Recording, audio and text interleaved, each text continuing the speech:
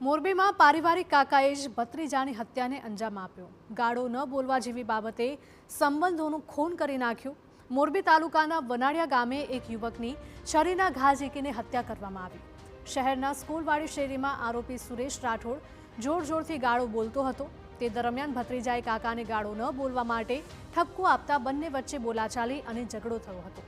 આ દરમિયાન કાકાએ ભત્રીજા મહેશની છાતી અને પેટના ભાગે છરીના ઘા મારી દેતા તેને ગંભીર ઈજાઓ પહોંચી હતી, જેથી ફરિયાદી સહિતના પરિવારજનોએ ઈજાગ્રસ્ત યુવકને સારવાર માટે ખસેડ્યો હતો, જ્યાંથી વધુ સારવાર માટે રાજકોટ સિવિલ લઈ જવામાં આવ્યો હતો, જ્યાં ડોક્ટરે તેને મૃત જાહેર કર્યો હતો।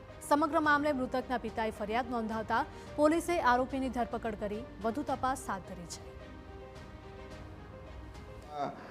ગાળો બોલવા બાબતે બંને વચ્ચે ઝઘડો થતાં આ કામના મરણ જનારને આ કામના આરોપીએ સુરેશભાઈએ છરીના ઘા મારી અને ગંભીર ઈજા કરી, જે કામે સારવાર દરમિયાન મરણ ગયેલ છે। અને આ બનાવ બનતા જ તાત્કાલિક તાલુકા પોલીસની ટીમ દ્વારા સદરુ આરોપી ગુનામાં સંડોવાયેલ એમાં આરોપી તથા એમાં વાપરેલ છરી એ કબજે કરેલ છે।